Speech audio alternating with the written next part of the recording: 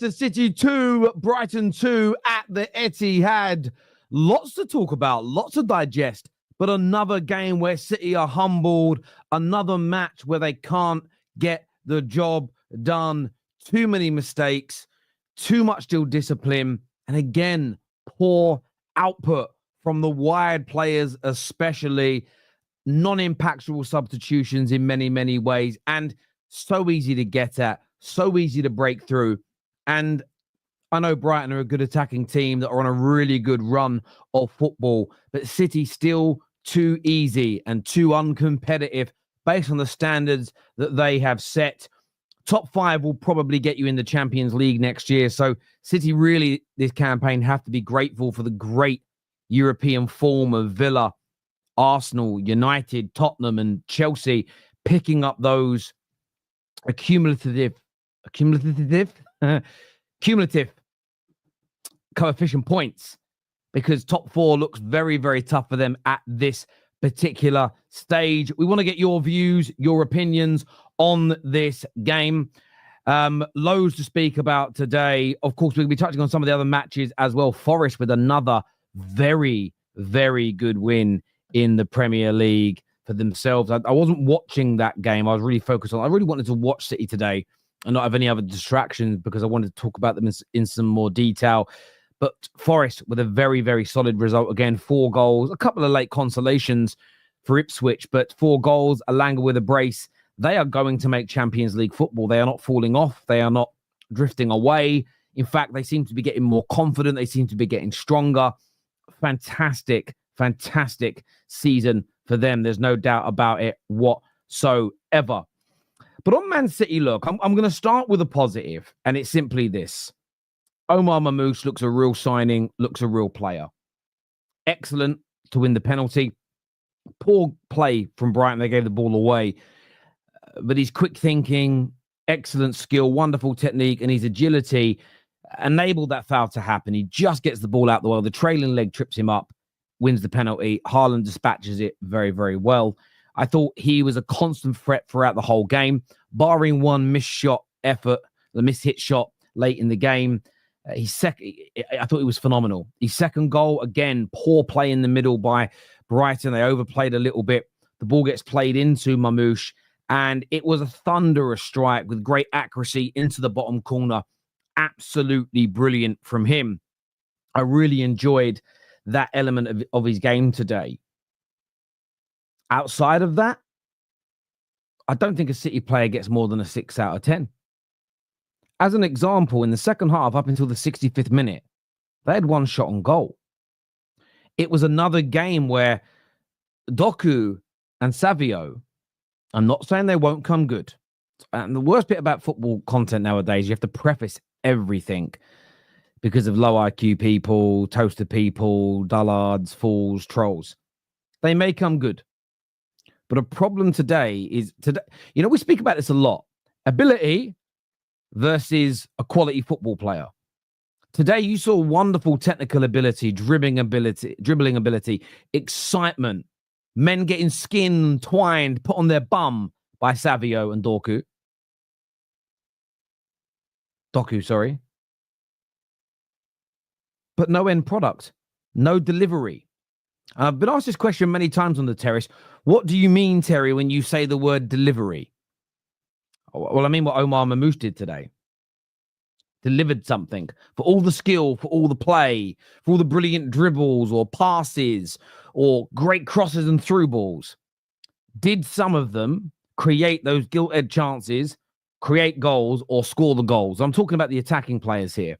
And it just frustrates me watching Doku. It frustrates me watching Savio because they're both technically amazing. But at the end of it, I'm always left feeling disappointed. It's like the final season of Game of Thrones. Left a sour and a bitter taste in the mouth. After all that work, that's how you end it. It's how I feel about the two of them. It's how I feel about the two of them. And I just feel that City need to look to improve in those areas massively. They may come good. I don't know if you can take the risk. In midfield, the midfield is so interesting for me because I wouldn't say Nico Gonzalez had a bad game. should have put City 3-2 up, had a great headed chance and missed it. Again, he may come good. He's only been here a couple of months. I wouldn't write him off this early, but I thought it was just a beige, a 5 out of 10 performance, nothing to write home about. The Brighton midfield, when they pressed or when they looked to play forward, they cut through him just as easy as City have been cut through this season without Rodri. He may come good, but in terms of today's game, we're not making any overarching, long-standing assessments of him today. But on today's game, just very, very poor indeed, in my personal opinion. Defensively, that's where I think they've got the biggest problem.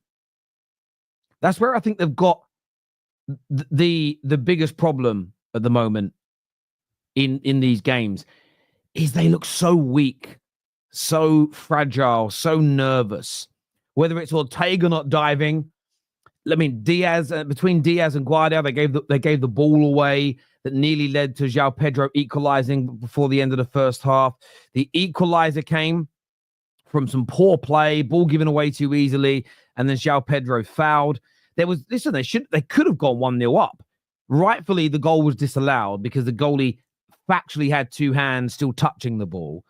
But if you actually watch that play, properly, the ball's on its way out of his hands. If Matoma arrives a fraction of a second later, he doesn't have two hands on the ball, and it could have been a goal. But that all stemmed from poor defending, giving the ball away cheaply, terrible defensive line, crap goalkeeping handling. The defensive line and goalkeepers at City have become a major problem. Their fragility has been exposed due to the midfield being weak and the attack not being potent. It's a team problem, but you're seeing what I'm probably alluding to, you're seeing the problems at the back, and that was amplified today. Mamouche delivered. Haaland does what Haaland does, other than the chances being created. But because the wingers are not scoring or creating, because the midfield can be cut through like a steaming hot knife through butter on a warm summer's day, that defensive line is being pulled from pillar to post. And they were exposed on multiple occasions. And in fact, barring that Nico Gonzalez header, there was then the counter-attack where I think Minter should be putting the ball in at the back post. I think it was Minter. But Lieber should have been bearing a chance on the 82nd minute.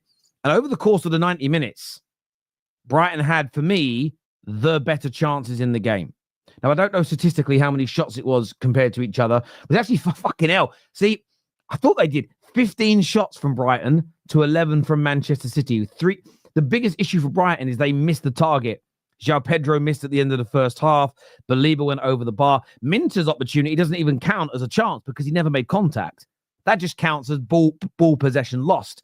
But it was overall, by Man City standards, it was another very, very poor performance. In terms of a team challenging for top four, it wasn't very good. So very poor by City standards. For a top four challenger, it was a bad day in the office. It really, really was, in my personal opinion. Mamouche can walk away with his head held high. Haaland converted the penalty. Outside of that, there's not very many City players today that can say, I delivered, I played well, I did my job to an acceptable level for one of the greatest English sides of all time. They can't do that. And even the new defender at the back, I don't blame him directly for the own goal. Khusanov isn't responsive. He couldn't help the ball deflecting off him and going in. That element he isn't to blame for. But he's sitting there sleeping. He played Hinselwood, and I'm not sure who the other player was now. I have to go back and look. But he played two Brighton players on side because he was ball watching and daydreaming. And that led to the equaliser. And just the amount of mistakes, individual errors today, poor play. Of course, Pep Guardiola, we know he doesn't really know how to adapt. He's been amazing at it, but he has a way of playing. He buys the players to fit that, or that he thinks can fit it. And if that isn't working, the only option he has is to throw on different individuals, but of similar profile, to say, right, see if you can make plan A work. And that's what today looked like to me. And I think, Belieber tonight and a few others might be sitting, on that coach on the way home. They're probably not going to get a coach. They'll probably fly, or they'll or be on some kind of fast train, but they'll be sitting there tonight and they'll be kicking themselves because they absolutely had a massive chance. The only thing I would say in City's defense today is I was surprised to see that Rutter and I really just want to say Rutter, because that's how you would pronounce his name if he was English. Rutter. Rutter, I can't believe he didn't get a red card. I'm seeing it get defended online, but of course it's Man City. Nobody's going to defend them. But he goes in with his stud showing. And I know that I want to say that it was Diaz. I might be getting that all wrong now. Hang on a second. Let me just read what I think it was Diaz. That it doesn't matter who the City player was. But he's gone in with his stud showing to win the ball. The City player has kicked the ball before he's got there, and then his studs have gone into the middle of someone's shin.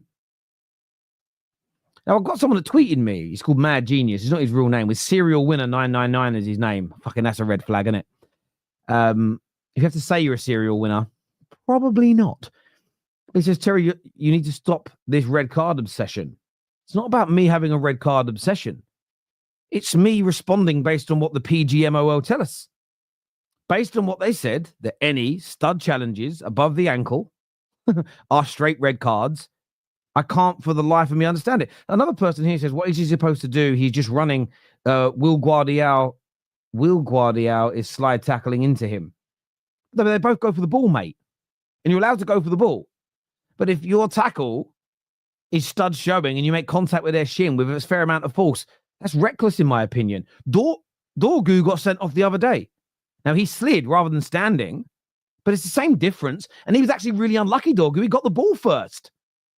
I want to know why it was different. Both studs high.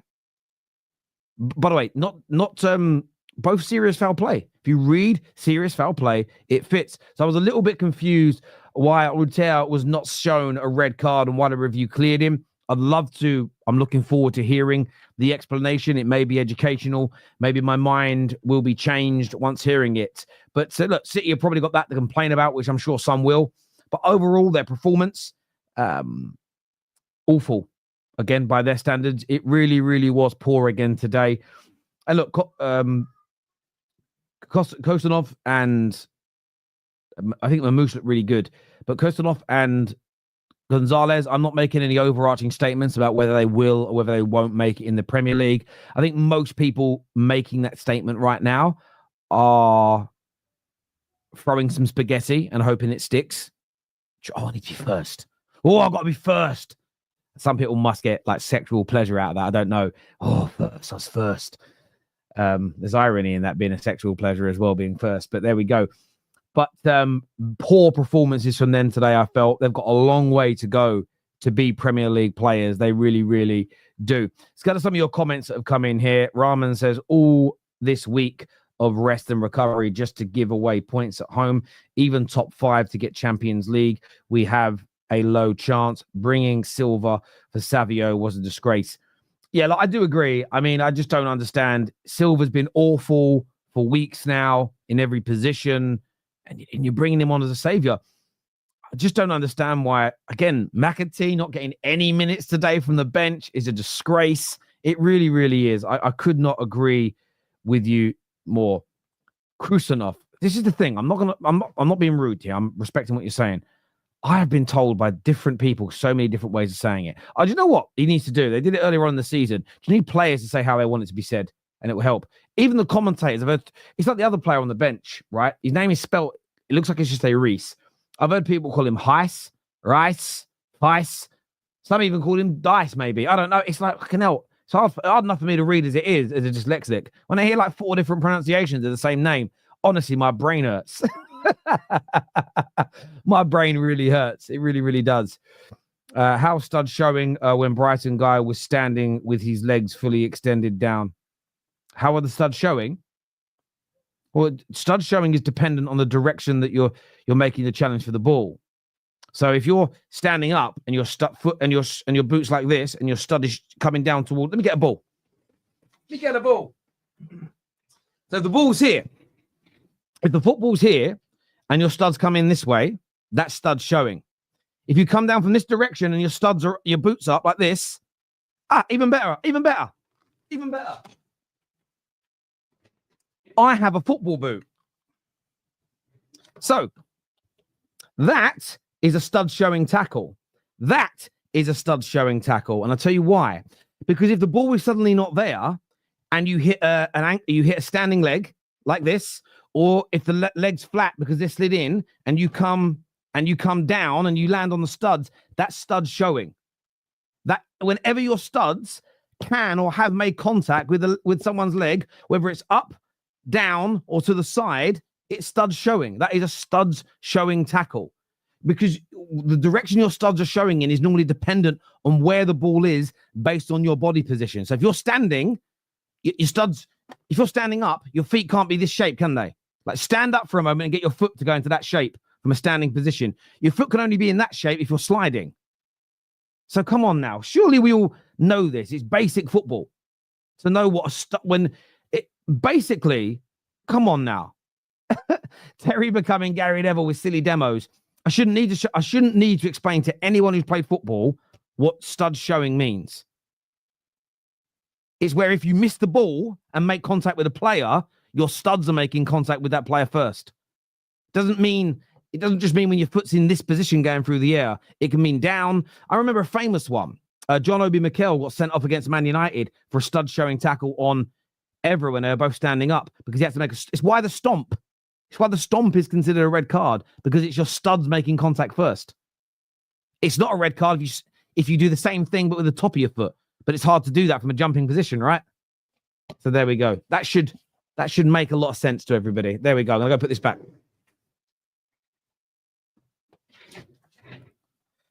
So there we go. I always knew that boot would come in handy one day. Terry, did you see their fans walking out? Yes. And this is the thing, right? When you banter other clubs for fans leaving early, it's all well and good, and it's funny at times. The reason I don't tend to do it anymore, I think it's because I'm nearly 40 years old, and I've lived long enough to understand that at some point your fans will do it, and you'll just get it back. So I just kind of keep my powder dry now. It's like today, have you seen Jamie Carragher? Oh! Doing up this whole the Carabao Cup's better than the FA Cup nonsense. Every Liverpool fan today getting out their wank sock. Yeah, we agree, Jamie. Same fan base that 2 years ago when United won it, 3 years ago, how dare they celebrate with the flags on their back? Now it's bigger than the FA Cup. As I say, I just try my best to keep my views on these things the same. We all know the order and the hierarchy of cups that English teams play in. It's just it's very convenient, the time of which they're saying that. Same with fans leaving early. You know? I mean, the irony of some fan bases attacking your fans for leaving early is some of these fuckers don't even fill their stadiums. They can't even leave early because they didn't fucking fill it. Think about that for a minute. You can't leave early. That's like, imagine someone calls you ugly. You're ugly. You're ugly, Jamie. It's hypothetical. You're ugly, Jamie. And then I go and enter a beauty competition and come second when I'm the only one in it. That's even more insulting, bruv.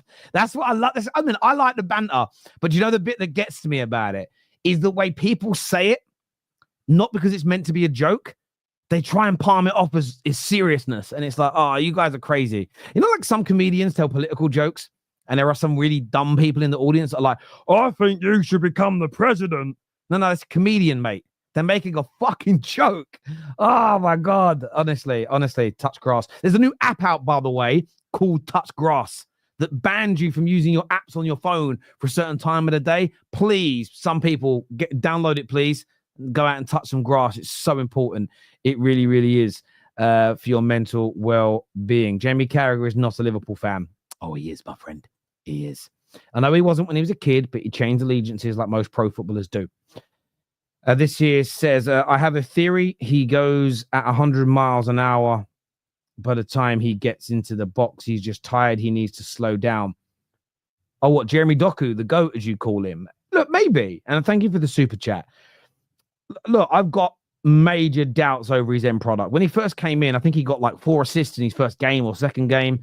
His dribbling's amazing, and I appreciate that. His skill is sublime. His agility is 10 out of 10. But we're getting towards the end of his second season now. He's not, how old is he? When I say he's not young, I want to say he's 22. I could be wrong. He's 22. He's about to turn 23. Next season, he goes into the realm of turning 24. He's not a baby. He is how many games deep into his career? I'm guessing now in all comps and internationals, I'm going to say 200 games. Well, look at that. 100. That's a good guess, right? 198 games domestically and 30 games internationally. That doesn't include, by the way, any under 21 games or anything like that. So he's 230 odd games deep into his career, turning 23. There comes a point with Doku, and this is a great case in point for the here and now in a contemporary sense. He is an eye test merchant's wet dream and a stat merchant's biggest hate. But for normal football fans, we can all go amazing ability, brilliant on the ball, but he is certainly not better than a winger. Like I would say, technical ability and dribbling ability, like his technique within dribbling is superior to Saka's. But Saka, for me, is a superior by a country mile professional football player, because at the end of Saka's dribbles and skills, there is goals and there is assists. And until Doku starts to add far more goals, far more assists to his name. There's 3 goals last season, 3 goals so far this season in the Prem. Until he starts getting that up near 10 to 12, and he starts to double, maybe even quadruple the chance creation output, it's a waste of space. And I mean, I want to rephrase that. He's not a waste of space. I'm talking about what he's doing in the game. All those dribbles, it's a waste for City. They need someone where there's end product at the end. They're going to need that eventually.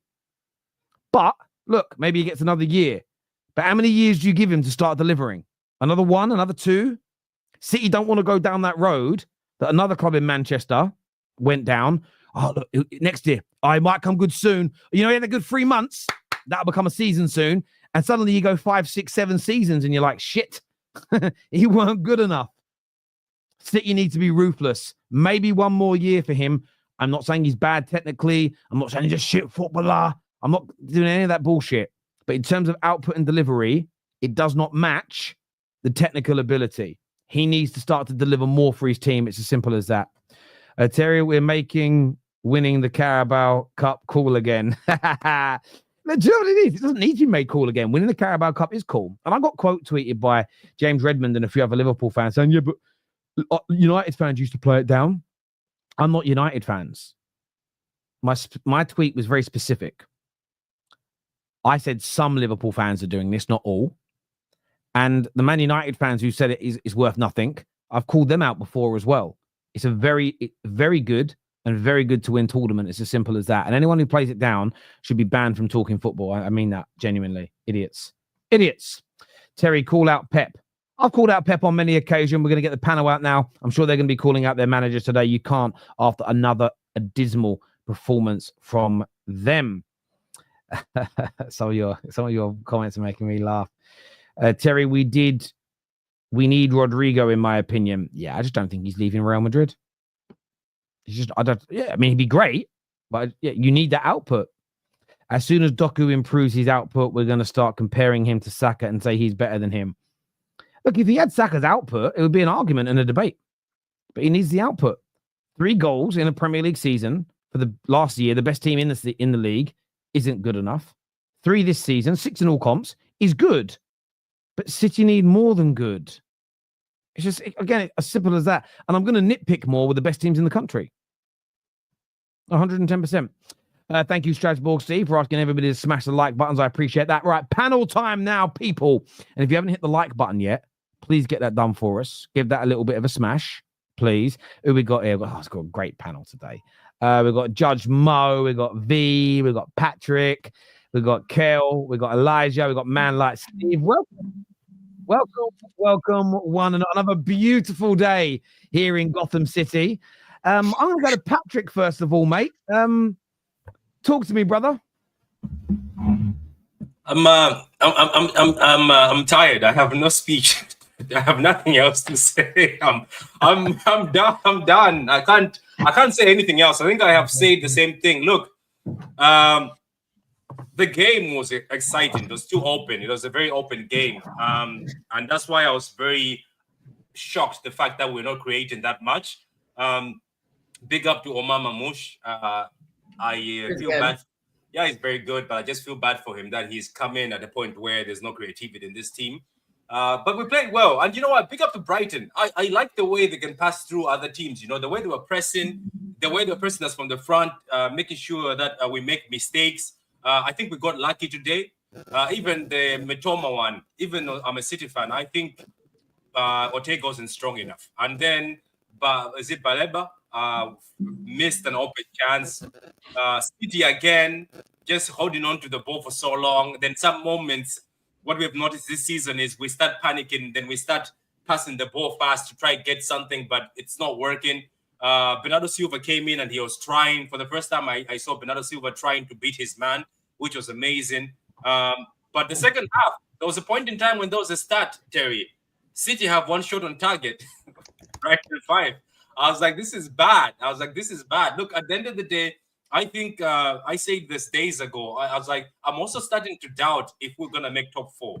I said it days ago, and I think there was an argument on my channel between two people saying, oh, no, I think we're going to make it. But Terry, it's looking scary right now, scary hours, because looking at Bournemouth, they might win, and then looking at the people behind us, they might win. Looking at Forest, they're playing good football, but I just think this team next season needs a lot of change. I'm not talking about change by the players, also change by Pep. I think this pass football, teams have just figured the fact that, you know what, let them pass the ball. We'll stand here and just watch them, and then we'll counter-attack them. So we'll see anyway. To be honest with you, I was expecting a defeat today. I know some people will say that's bad, but I was expecting a defeat because I know Brighton are a good team. But we got a draw. We move on. Let's just try get number 5, because I think number 4 might be taken away from us by Chelsea or somebody else. That's all I want to say on this game. Yeah, the positive about top 4 is that top 5 is probably going to make the Champions League this year. I think the maths basically work out as long as 2 English teams win at least one of the games from the quarterfinals. Sorry, at least 2 of the games, and you're probably going to see Chelsea win both. Then top 5's guaranteed. So that gives, thankfully, you guys, your season's being saved by the rest of us in Europe this year. So your thanks is accepted. Before, I'm not going to go to Hamza just yet, but Hamza, I just wanted to check: was it sunny today? Was it sunny in Manchester today? Is that? Nothing is the sun, man. It's like I don't know. I think we're broken 100%. I think Pep Guardiola has to accept that I asked a question about these wingers. The problem is Savio and Doku, are they ready-made? We gambled big time. We gambled from Mahrez and the Sterlings and the Sane, who used to score you at probably 30, 40 GA. And now Savio's only got 1 goal this season. He's a winger. And if I tell you that players like John Stones and Vardio and Kovacic have more goals than him, 1 goal as a winger is young, but a lot of our fan base were happy to get. I know Savio is a good player, but he's too young. He's just too young. He's going in front of goal. He's missing open chances. He's trying to do too much. I think Pep risked it. And then the other winger, Doku, we've seen players like him in goals. When you play 5-a-side goals, you see these guys who dribble in front of goals. They just miss chances. And you've seen them so many times. Doku, people give me stats. He's got the best dribble in France. I don't care about dribbles. Zidane has a bad GA and Luis Figo had a bad GA. But guess what? Stats meant nothing to those guys because they were elite players. I'll not have to feed Savio. Doku's doing the little turn every time like this. And then he gets in the box and then he waits for the guy. I'm thinking, what the hell are you doing? Get into, do something. He does something. Everyone's like, oh, wow. What? And then suddenly, no one's there. What are you doing? You don't score goals. You don't assist. So what do? And Minte, what a player. Minte was defending, going up front. And I'm thinking, my players, we were lucky. Let's be honest today. Today's the month of Ramadan. So I can't lie. Can't lie to the people. Man. Bloody hell. We should have lost this game today. To be in this position today of Man City at home against Brighton, and you're lucky to have won that game, tells you that I don't see. Pep knows it's caught up with all this cutting corners, and now he's got deficiency everywhere. He's got deficiency as a right back. He's got deficiency in wing wingers. He then brings on Bernardo, takes him off, and you're thinking, hold on, what's going on? We need to go back to signing players who can make a goal difference in this kind of games. We don't have that anymore. We don't have that. Bernardo doesn't make a difference. KDB's old. Foden came on, he couldn't make a difference. Savio can't make a difference. Doku can't make a difference. Only Marmoush. And poor Haaland, he's like up front. And if I'm Haaland, I'm like, I'm the best striker in the world. And I can't even get a chance. I think a lot of people on the panel agree with what you're saying. I'm going to ask a question from a devil's advocate perspective.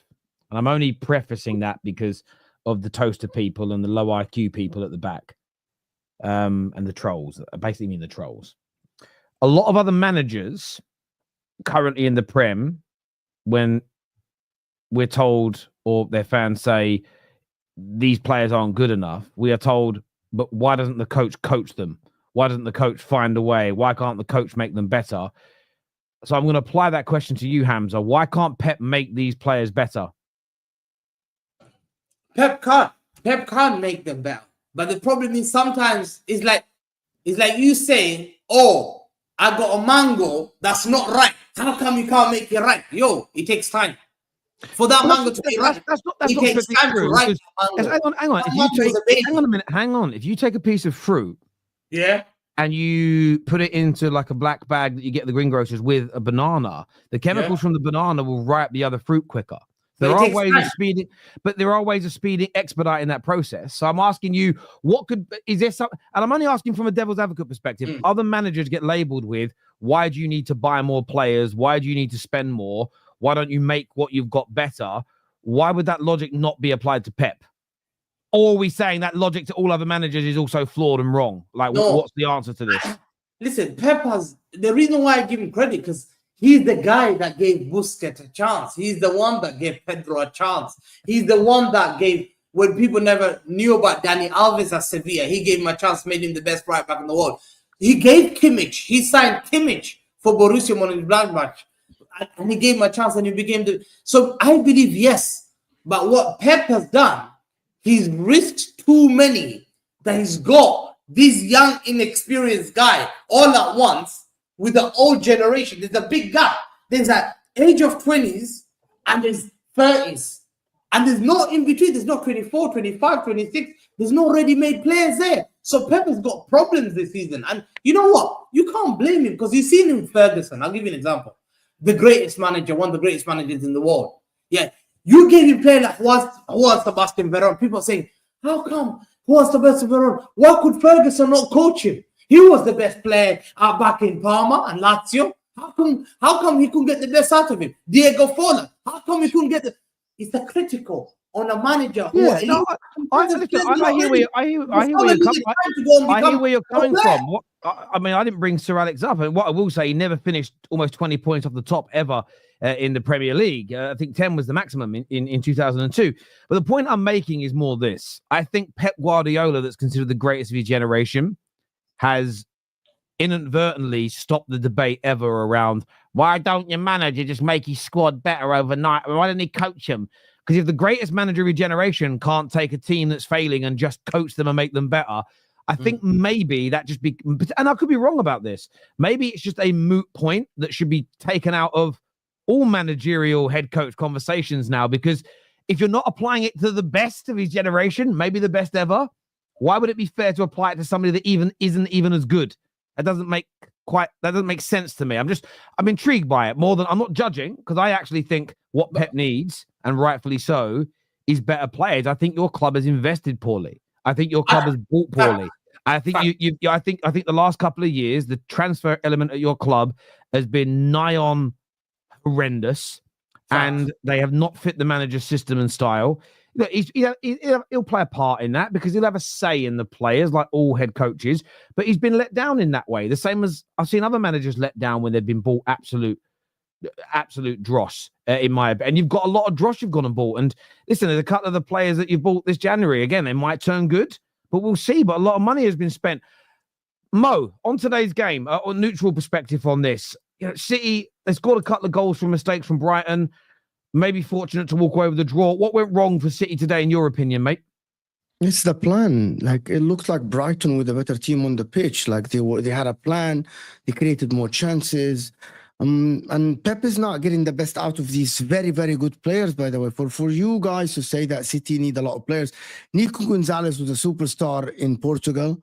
Savini was team of the season. He was Superstar. You never know. You never tweeted. I've never had to say it. Hold on. I don't watch a lot of Portuguese league, right? It's the same for Diaz. He was the same level as Diaz when you bought him in 2017 or 2018. Am I wrong? Same level. That's pretty accurate. Yes, I'd say that's pretty. Ruben Diaz spent a little more time in Portugal, but yeah. Same level. Sorry, Hamza, you came on here about 3 weeks ago and said he looks like he could be the new Rodri. So back to you. Yeah, Mo. like I'm seriously. The problem is Nico Gonzalez came in with a big hype. He's not a Busquets. He's not Rodri today. But he came at the same level when Diaz came in and won player of the season in this first season. Savio was team of the season last year. By the way, Doku now 2 years under Pep Guardiola. So the time he spent in France should be a little bit forgotten. He dribbles, as you say, Hamza, nothing. Erling Haaland today had only, I think, if I'm not mistaken, had 14 passes completed. There was no chances for him. He got the ball plenty of time, tried, but it didn't work out for him. Omar Marmoush looked good today, and I think he's the only player that was looking very, very well today. It is the plan. It's Pep Guardiola, and don't tell me it's the midfield and all of this. It's not the physicality. Hinchelwood, or whatever his name is a young kid. He's not very strong physically and looked very good, to be honest, today on the ball. Yeah, right back. Yeah, and every time he went in and he looked very good. Rico Lewis didn't look good today. And it's all about the team. The team doesn't have any confidence. And if it's the summer, if you don't make drastic changes in the summer, and if Rodri come back very strong and you have a good Club World Cup, yes, you might be good next season. But if you don't make dramatic changes, I'm not sure if Savio is the guy to start on the wing right side. It looks like Foden today, he played only 14 minutes or 15 minutes. I don't know why Foden was not brought in the pitch earlier. Where is Jack Grealish? He disappeared. He didn't even get a minute today.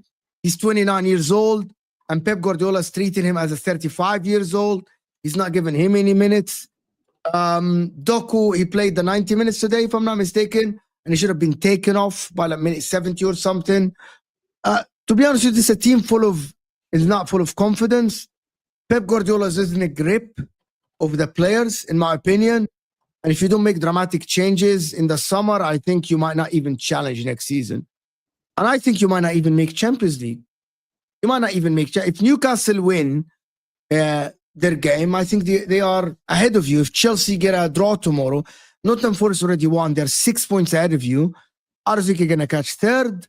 You might not even make Champions League next season. And I think that would be a disaster for you. Because Pep is not staying forever. He's only staying until 2027.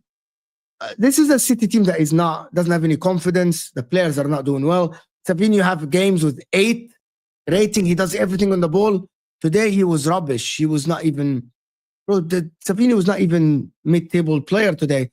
And that is confidence-wise, to be honest. I don't know if City... And you put a lot of this down. You're saying that a lot of these players are very good and Pep's just... Why do you think Pep's struggling this season to motivate the players, to get the best out of them, especially the players? I know there's guys that have done 4 peats, and that's fair. They've been here a long time. They're bloated. But Doku's not been here that whole time. He's won one of them. Savio's only just joined. They spent 200 million euros in January. So that's 4 new players that don't have that excuse.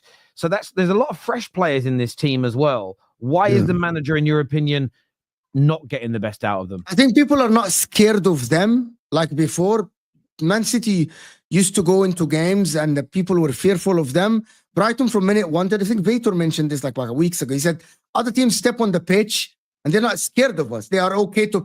Today I saw Brighton passing from the back and other teams do it as well. Other teams in the league that when they played Man City, they're not scared of them. So the players don't have that edge over the opposition, and Pep is struggling because they aren't scoring a lot of goals. Pep is struggling to give confidence to these guys, to be honest. Yeah. And it is on him, by the way. It's not on the players, by the way. We're going to repeat the same what we said for Jurgen Klopp. When you see a whole team up and down and you see 5-6 players on the pitch not performing well, that is down to the coaching staff. It's not to the player. You cannot tell me that. If Savio by himself is having a bad game, I'm going to say Savio. But if we have 5-6 players, they're below bar, I think that is down to the coaching staff leading by Pep, to be honest. And it's Pep Guardiola. Somehow, I don't know what happened, but something is broken at Man City at the current moment. Something is broken? What's broken? Be specific. I don't know. Like, confidence is... No. It's okay not to know. I mean, we're fans, we're watching, we're seeing a lot of inconsistency. And this is where it's like Mo talked about it. Fear is actually earned, right? And we earn the fear by what we do to teams that we play throughout the season. And when we have results of teams coming to the Etihad or getting results late or playing to the 90th minute and being able to get a draw or a winner, you're going to get teams fighting us from minute 1 to the 90th and beyond. I think we got to get back to earning that fear, and it's going to require Pep to adapt, which he has before. I disagree with what Terry said early in the show in terms of Pep not being adaptable. I mean, we've seen him do that throughout the years. We've seen him not have a striker and make the system work. I think he's going to have to reinvent himself, and he's going to have to reinvent this team with different players. The players that were here that had this core, like we've all talked about, and we're comfortable, we're ready to see them go, possibly a KDB, possibly a Bernardo Silva, as well as the defenders as well. We have to say farewell and let them move on. But this game in particular, shout out to Brighton. They're one of the most informed teams in the Prem. It was always going to be a fight. Patrick said it. He predicted a loss. You know, I was hopeful for a draw, and I was also like stressing out and hoping that we could get a late winner, not because we deserved it, but because we were still in it. I think there's just across the board a lot of changes that this manager does. I'm also, listen, yes, I'm a City fan, and maybe I'm going to be overly defensive. But guys, when my winger are absolutely able to get into challenging or threatening positions, I'm at the very least happy with that. I want my winger in Savio, I want my winger in Doku to at least break their man down and get into threatening positions, because that's half the battle. Now, find some composure, poise, and look to see whether you can serve the big man or take a proper shot on yourself. That comes with a little more confidence, comes with some certainty in terms of your ability. And Savino's trying to find it. We can see that because he was trying to get that goal early this season, and we were all losing our minds. Like, calm down, Savio. It'll be there. Doku was cooking all day long. And this is where I look at Arteta, I look at Arsenal, and I'm like, you know what? I wish I had that on the right side. When we saw Odegaard and Saka, and they play in terms of tandem, I'm like, oh, this is beautiful. They're in sync. They know what one's going to do. I see Doku cooking on that side by himself, or he's looking for help from a defender in Gvardiol. Pep's going to have to change that up. Pep's going to have to find a running mate with him on that side to make it work, because there's a lot of, oh, Doku, here's the ball, go and do your thing. And then everybody's off foot and trying to react to what he's going to do. Next season is where we're looking at. If we happen to be out of top 4, if we happen to be out of top 5, and this is also another thing where I challenged, maybe not Terry, but some of the panelists, and I'm like, no, this City being favorites next season, no, that's got to be earned. So the way it looks right now, it's a battle to get top 4, top 5, and it's going to be a fight to see whether we would deserve to be favorites next season. Right now, there's no way anyone should be putting Manchester City as favorites to win the Prem next year. Facts. Thank you. But people say we're haters when we say these things. No, listen, I hear where you're coming from with that. I do. I understand the logic. A few comments here. Jeremy Doku Goat says, why don't you blame Foden? I will say this. Today is about today's game. There are some overarching points being made, but when we're reviewing today's game, someone that played 20 minutes versus players that played the majority, if not all of the game, you're never going to put as much focus on them because it's a match reaction about that. On a show later this week where we maybe talk more about City's season, he will certainly come up. He's been mentioned and criticized by myself and by dozens of my panelists for the entirety of the season. So let us not pretend that on the Football Terrace, between even myself, our panelists, and rivals of City, that Phil Foden has not been criticized. But today, he barely kicked he was barely on the pitch. So it's hard to criticize him more than Doku and Savio, than the defenders today that had disgustingly bad games. And Terry, especially if you have an Arsenal fan on your panel, you know Foden will get brought up. Yeah, that's it. Ad here says, facts. Foden is the worst Premier League Player of the Year winner in history. Comparing his bum with 4 goals in his whole England career to Rooney was it was so crazy. # Stockport fraud. I mean, he's never been as good as Rooney. That is a fraudulent comment. Rooney is just elite. Rooney is elite. The greatest. I am a Porto fan, and Nico was very good for us, but I saw City fans comparing him to Rodri, and they are delusional. You agree with that, Steve? You really agree with that? Yeah, Eustachio at Porto was more of the Rodri role, the Canadian midfielder. Yeah, he was more of the box to box. Nico wasn't that it. I was actually talking about this with Kels during the week, like build-ups to the game, talking about Gonzalez and like people thinking, oh, you know, he's the Rodri replay. He's the Rodri. It's like, no, I don't think so. Like maybe Pep's going to coach him into it. Yeah. Huh? He's the Rodri backup, but there's no way he's the Rodri. No one. See, this is a fraud. You know, people like this. That's why he's called himself Purple Butterfly. There's never a butterfly that's ever been purple. This guy's a fraud. No one, as a City fan, would ever say a Ballon d'Or Rodri is Nico. No one. Everyone. If Porto, I knew Alan Varela. I never knew this Nico Gonzalez. I had to ask Barcelona fans about Nico. Hang on a minute. Hang on. Well, I don't know where people get these Rodri. I've got to stop you. Did you just say that no butterflies are purple? I've never seen a butterfly that's purple. You're off your nut, mate. Show me. One second. Just Google. But this is. We should not talk about butterfly. We should talk about this fraud who's saying City fans. Which City fan said that? Nico. Hang on. Look, I just googled it right while you said that. Just because what you said, I just thought, what do you mean? I mean, I swear I've seen purple butterflies in my garden. Right? I googled it. Took me 30 seconds. There's loads of them. What are you talking about? There's no such thing as a purple butterfly. Google, Come on. Google's different, man. Listen. No, this theory about Nico. Nico had a good game. Don't come and crash on Nico. Nico was bang average today, mate. Come on. You're a City fan. You know this. And listen, if you say he had a good game, cool. He had a good game if you're an average team or you aspire to be an average team. The standard you have set, the manager you have, the money you've invested, the expectations high, like every other member of the top six. And if that was Casemiro that dropped that performance today, if that was Basuma that dropped that today, if that was Gravenberch who did it, if that was Declan Rice that had that performance today, you would all be absolutely saying bang average for the money, the club, the status, the salaries, and absolutely rightfully so. This was a big money signing for you. I'm not writing him off. Not saying he was good. No, but he's got to do more than not do nothing. You can't say someone had a good game just because they didn't do. What? No, good. He was beige. He was meh. He was a 6 out of 10. He was a mahogany wall. Sorry, not mahogany. What's that color that's like cream? I bet Kel knows. Off-white. Off-white. No, it's got a name begins with M. What's it called? Women are normally better at this, Kel. I'm sorry to gender stereotype, but women are normally much better with paint colors than men. What's that color called? Someone in the comments tell me. There we go. Magnolia. That's the one. He was Magnolia today. He was just meh. He was okay. You want to talk about a standout? He conceded because of his errors. He was not responsible. I think he was a better player than Baleba today. He bossed Baleba. No, Baleba had much more. No, Baleba had a bad miss. Barring the miss, Baleba's performance today was special, and I think I jinxed him because I wrote a tweet. I was about to say, I wrote a tweet that said, Believer's performance is bringing a tear to my eye.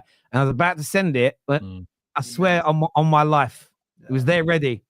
And then he missed that chance. And I thought, I ain't sending it. Me typing it ruined it for him. To compare Nico's performance to Believer's today, Hassam, the sun must have been in your eyes today. I'm not, Hamza, sorry. You must have, that's because when you say delusional things, I think of Hassam. Terry, but I have an answer for that though. I can tell you this, and if anybody was watching Man City, Nico actually looks better than Rodri when Rodri came to City. Rodri used to stink, Terry. He used to stink the gaff. Rodri cost us. He cost us the Spurs game in Madrid. He couldn't run. He was hooked off. He was just poor. He couldn't move anywhere. Until Pep said, "Oh, he needs time to adapt to the speed." So, as much as Gonzalez is being obviously given this pressure, which I think is pressure at this moment, I think he's going to come good. I think he's going to be, because he actually looks better. I'm telling you, go see Rodri's first season, Terry. It was terrible. They used to call him the slow brothers. They were just horrible. But anyway, it is what it is. Is that a white bottle? I understand that. Like I said at the top, like I said a few seconds ago, I'm not saying he won't come good. I'm not saying that I'm not writing him off. I'm talking about today's game. Oh, yeah, talking today. Yeah. I think he's going to the top. I think he'll be world class. Remember, I said to you, Yeah. Nico Gonzalez will be Can world you class. stop saying players will be world class? Stop. I've Stop seen doing him these play. things, bro. We will go top Stop. to the top. You said Doku will be world class. You said Savino will be world class. These are long-term statements. Nico they're Gonzalez 20 and might come 22. good. Nico Gonzalez is 23 years old. He already played on one of the top flights in Portugal. He looks okay. He doesn't look like city level yet, right? Yeah. So make that statement. Say, oh, he'll be world class, bro. Like you can just say that now. It's not in the dark. What is it? What have you seen from the guy? You literally just 2 minutes ago told us I've never heard of the guy. Yeah, but I'm telling you, He's he's gonna gonna be be world 2 minutes ago, you're saying no one was comparing him to anyone. No one's getting ahead of themselves. Then he's world class, bruv. Honestly, you are. So he will be world class. And he'll Hamza, come back that's why I love to you. bro. Kel, we haven't heard from Kel on the show at all yet. Kel, what did you make of City today? What went wrong specifically in today's game, in your opinion? Just frustrating, man. This play through the wing is, I don't know. It's hard to say because they're just very inconsistent. I think we're starting to get a lot of evidence that maybe Doku is not good enough for this team. Some of those crosses today were just not good, and at the same time, there's no runners in the box. Like, I think Haaland has been very frustrated with Doku since he got to City, and you can see he's just not going to make the runs because he doesn't know what Doku's going to do. Doku's just very erratic. And it was just frustrating to see the game run through Doku when he was being so inconsistent. And I don't think Savio had a good game either. But there's just no consistency in the starting lineup. We keep seeing changes every game. Like, this is the first game we've had like 2 games in a row where it was Doku and Savio. Like, before it was someone else. It's just constant chopping and changing. So there's just no chemistry between any of the players. I know a lot of that is because of player availability, but yeah, it's just a mess. There's nothing exactly to pinpoint it on. Like, some games will play well and there'll be individual errors, which was kind of an issue today. I feel bad for Khusanov because, like, I don't know what they called it. They call an own goal or not. I haven't double checked, but one thing I saw when I was watching said own goal, and the other thing said it was the Brighton player. But I think he's adapting pretty well for this team. But you know, he is young. He's going to make mistakes, and he did today. So it's just a lot of things. Like, this is we're kind of having some issues like that Chelsea are having, where we're bringing in all these really young players who don't have a lot of experience. So collectively they're struggling, and we don't really necessarily have a whole lot of that veteran presence to kind of guide them through it. Yeah. So, Can I ask you this question, just because I want to get your take on this? Do you feel as though the problem is because they have kind of persisted all season, they persisted after the Champions League? Do you feel like they could, considering you're not going to have a pre-season, really sort of delve deep, sort of dive themselves deep into next season as well? Because remember, you don't know how long you'll be in it, but it's a whole month tournament, the World Club Championships, from the middle of June to the middle of July. So you won't be a pre-season with your squad, even with your new players. Do you think this could actually damage the beginning of next season for you as well? Oh, 100%. Because there's a lot of players who are extremely overplayed, who again get no summer break. I'm talking about like Bernardo Silva, Erling Haaland, Joško Vardiol. Those guys cannot rest this season because literally all of their backups and surrounding players are the ones getting injured all the time. Joško has played every single game this season for club and country outside of like 2 or 3 games. I have no idea how he's not injured this season because he is just being run into the ground. And I would love it if he got the Club World Cup off and just send like the young players. But like, I guess there was some drama about like, you have to play first, threatening them, saying like, you have to send your good players. Yeah.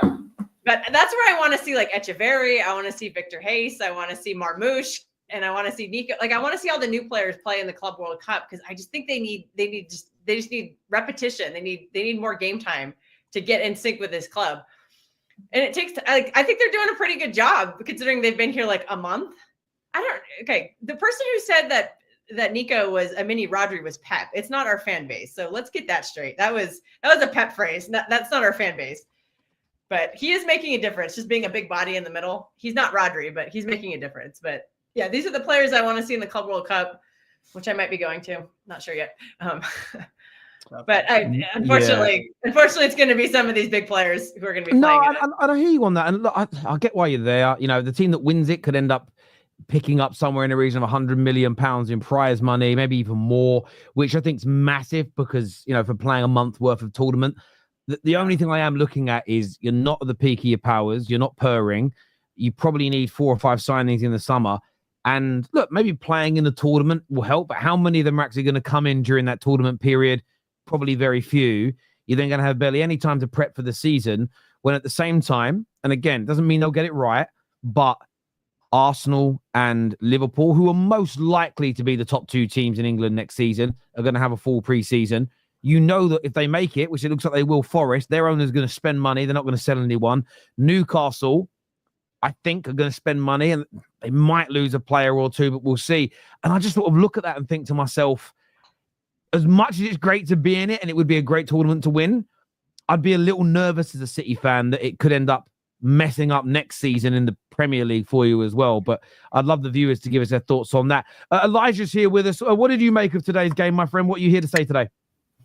Yeah, big up Terry as always. In terms of today, I feel like I wanted this game to be a draw because obviously I don't want either teams to go above us. So yeah, thankfully enough for that. But what I will say is that Man City, Camus, I don't know. I mean, this guy's a young lad, so I will give him time. But I thought he was Man City's worst player on the pitch today because he just get the ball away. He obviously scored an ever lead for the second Brighton goal. And if I'm not mistaken, I feel like he also made Brighton score that free kick. I'm not quite sure. I have to go back and look at it again. Sorry, what player are you talking about? I might have missed that.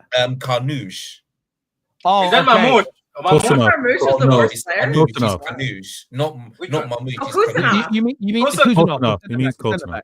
Yeah. Sorry. Sometimes I get mixed up when I call these players' names, but but Mamouche today, I feel like he was your best player because he won you guys the penalty and he also scored, and at least he was trying, to let the chance that Man City created. So I think for me that the reason why I feel like Man City this season haven't been that great is because Pep Guardiola is not getting the best out of these players, and the players themselves are lacking leadership. Then every time they got to go down, they don't pick themselves up. They don't show any heart, fight, desire, passion on the pitch, if you know what I mean. So of course, they brought in their best players, the likes of Nico Gonzalez and all that stuff, but Pep Guardiola is just finding difficult, and that's why teams are not scared of Man City anymore because they're lacking that leadership. So that's why this season Pep Guardiola needs to really step up now because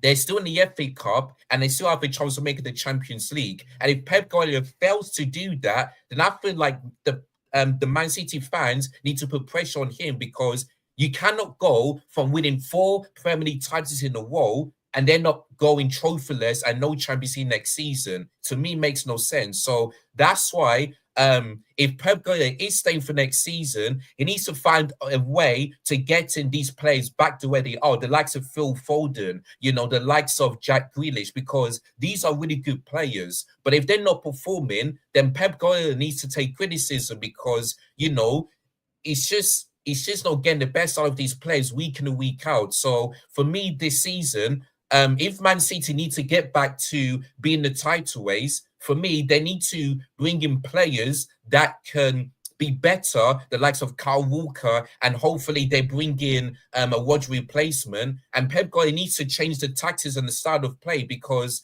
you cannot let these players perform like this week in and week out every single time. So you know what I mean? So, and I think Ortega as well, for that free kick should have done better because for me, he should have at least dived in instead of just standing there because he would have thought that ball is not going to go in, but sometimes it happens. The ball might hit the post and go out. The ball might hit the post and go in. So I think like he should have done better. And for me, of course, Brighton were lucky, for Man City scoring those 2 goals because the penalty and the fact that Jorginho and Rutter gave the ball away for the second goal. But for me, I feel like Brighton should have won this game because João Pedro had the chance, missed, Also, Mitenia had the chance, missed as well. And he should as well. He came in, he could have crossed the road back and tap and go.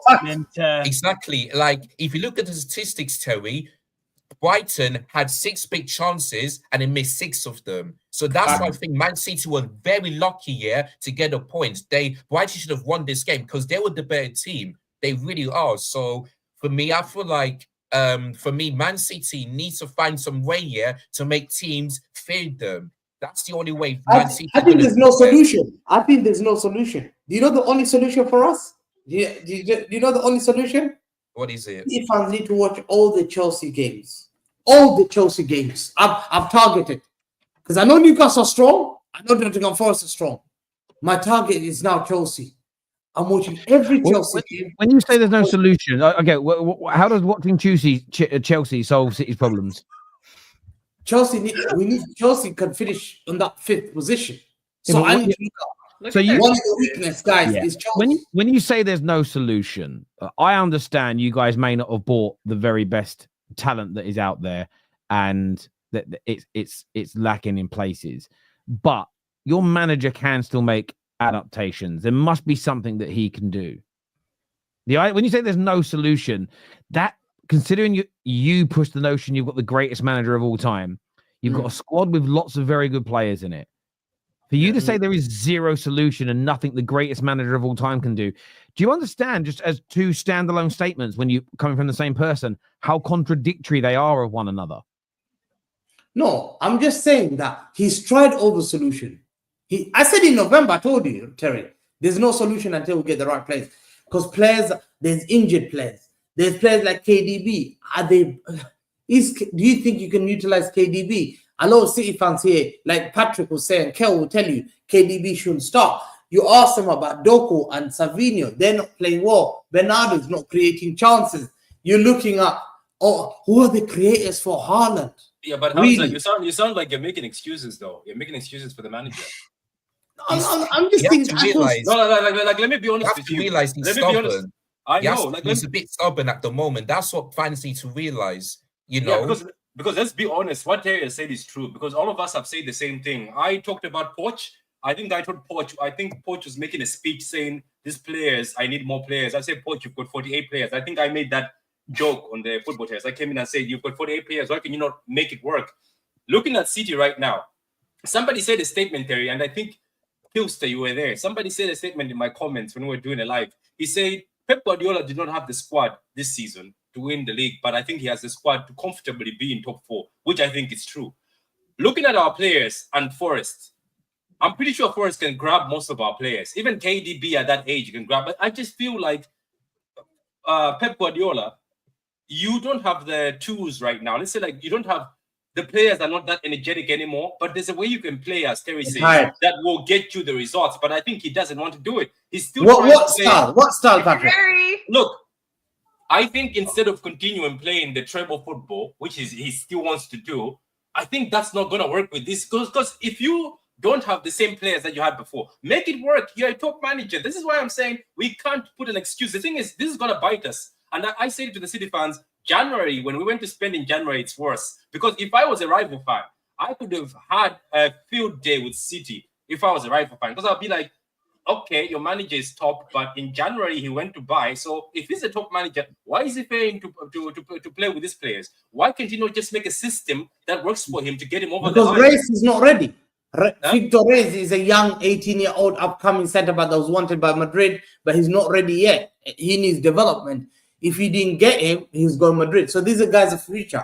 Khusanov is an elite player. He's the only guy. Marmoush is elite. Nico Gonza. They need time to gel because they've just come from a different country, different style. I still think suddenly throw them in the deep end and they say, "Listen, I'm sinking. Save me. Pull me up." They think, "Hold on, how deep are you? So I need to pull you up." But they need to know how to pull you up. So a lot of these players I'm looking at. Hamza, can I ask you a question, Hamza? And I want you to be honest with me. As much as we all love Pep and respect him and he's got credit in the bank, can I ask you something? Do you think it's the players having a stinker or it's both Pep and the players having a stinker this season?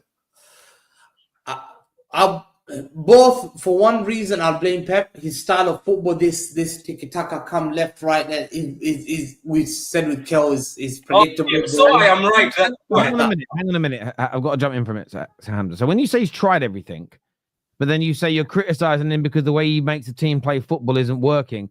Well, then he couldn't have tried everything because he hasn't tried to adapt and play. And by the way, when I spoke about this earlier, I don't think it's about completely reinventing. So V called me out. I don't challenge everything people say, but it's come up now in a different conversation and it makes sense. When I say adapting, I don't mean becoming Sam Allardyce and completely dropping his principles. But I felt for a lot of this season, what you needed to do is what we've seen Amorim do in the big games for Man United this season. Less attacking, sits back, makes it harder for your opponents to break through you. Most teams, when playing City from about October until now, that have got a decent attack or decent players, so mid-table and above, all of them have been able to cut through you and create ample chances in a game. Whether they've been able to finish the chances is a different situation. But as City fans looking at your team performance, whether or not the opponents score or not shouldn't actually matter too much in terms of, shit, we got run through today. So what Pep could have done is drop your defensive line, drop your midfield a little bit deeper. Maybe with the pace of Savio, the pace of Doku, the pace of Mamouche now he's come in, the pace of Haaland, some more transitional and counter-attack football. Long ball. A bit of long ball could have worked for you. You could have gone and tried something different. Again, doesn't mean change your complete approach. I'm not talking about become a team that sits behind the ball, only has two players in attack. You're only looking for a set piece and you're just knocking it long for a flick on every time. There are ways you can play where you can take that good part, because Brighton did it brilliantly today. Yes. They've got wonderful passing. But what they were doing was sitting deep and they would absorb you they would win the ball and it'd be 2 or 3 passes to pass through your midfield that was pushing up high and then to knock it out wide and they were on their counter attack. Now, you guys sometimes are able to do that when teams attack you and pin you back, but maybe you should invite that a little bit more, because that's when I felt you looked at your most dangerous today, when Brighton pushed and you overturned the ball. And I was talking about this with Chelsea and with Arsenal the other day. I think the team that wins tomorrow is the side who has the least amount of the ball. I think the team or the team that copes with the counterattacks better in that regard. And I just think that the idea that Pep has tried every solution, that there's nothing else he can do. And the reason why you don't, I know why you, Hamza, and many City fans don't want to criticize Pep, is because you know if you end up finishing 20, 25 points off the top, if you end up coming 6th in the Premier League, you know that is a massive dent in the Premier League GOAT manager debate. And that is why you don't want to put anything out there that is seen as derogatory. I understand it and I respect it. And I understand why we have to make sure we don't criticize him, because people might use that criticism to say X, Y, and Z. But in reality, I think you have got a lot of good players. I do think you've had poor, and I'm going to change what I said earlier in the video. A few of you have changed my mind, especially Kel and Mo, really. That you actually do have some really good players. You bought some stinkers, but you do have some really good players. And what Patrick said resonated with me, and I hadn't thought about this until he said it.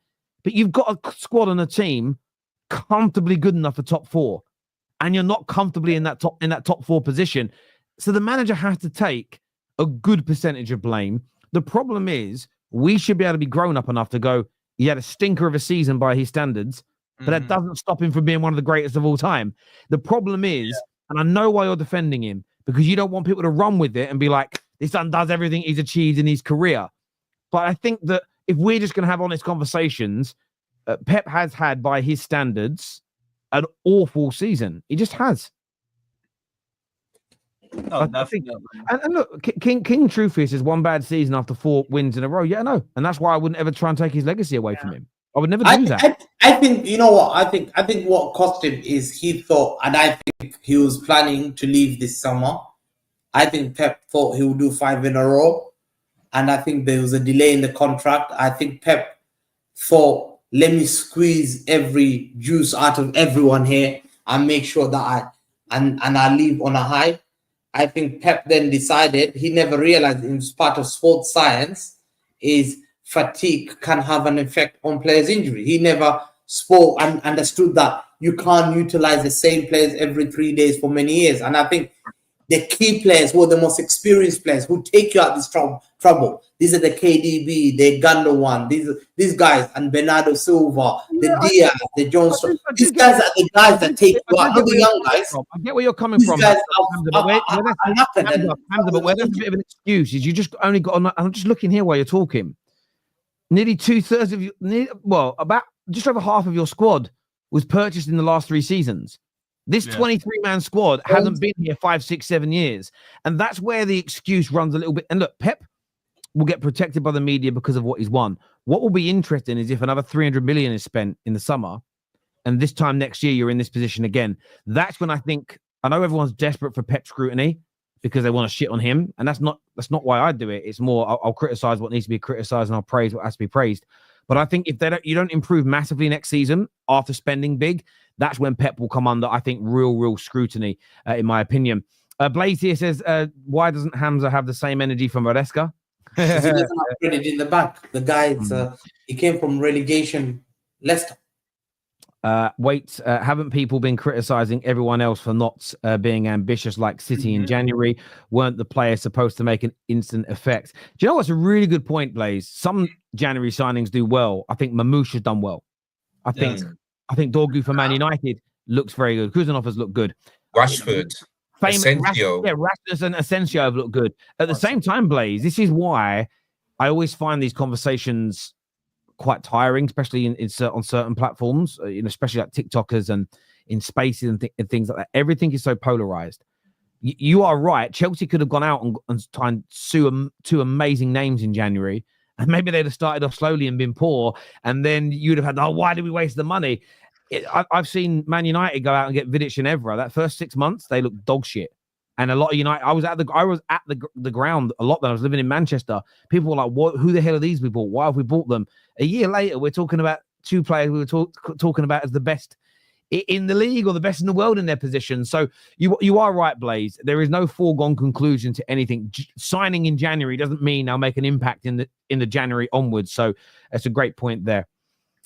Terry, what happened to managers choosing their preferred players from a list? That's why I said earlier that Pep has a say and there is some blame on him, but also if they're buying badly, it's about the lists that are also being put together.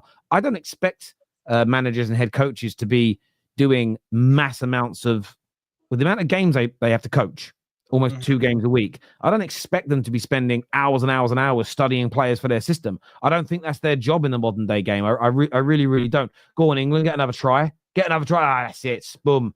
Bonus points in as well. If France don't get the bonus points tonight, we might win the Six Nations. Happy days. Proper sport, that rugby. Love it. Listen, out of context, Tell, is Sancho coming back to United? He might do. Look, I'm not that worried. I've heard a rumor that we can get up to £18 million off Chelsea if they break the contract. And then we can sell him anyway. So, yeah, I wouldn't be that worried if we get 18 million and then we can sell him again. Yeah. Terry, I would have thought that that's not the case because before I heard that Sancho is going to stay at Chelsea if we finish, above the mid-table, above United. So when I heard that report yesterday, I was very surprised. I spoke to a friend of mine who knows a few people and got word back from a lawyer that a lot of these obligations to buyers have break options in them, but you pay a big financial penalty. So again, I've seen the whole polarization online. We're not serious. Man United fan, we ain't serious. We allow this to happen. No one else would. If we end up even getting 10 million and then we sell him for 20 million, it's more than we'd have got anyway. So if we get the maximum I've heard it could be, which is 18 million, and then we sell him for 20, which is less than Chelsea were getting, we've ended up getting an extra, I don't look at it as necessarily I think we'll end up making more money out of it if that happens than selling him for 25 million. So yeah, but equally, I'm not surprised Chelsea aren't that pleased with him. He hasn't done particularly great. So yeah, there we go. Look, Steve, Elijah, Patrick, and Kel, and obviously the other gentleman that were on earlier. Thank you. This is going to redirect you to Footy Judge Mo's channel. So go and support him now. Until next time, everybody. Take care of yourselves. Goodbye. God bless. And we'll see you all again very, very soon. Peace.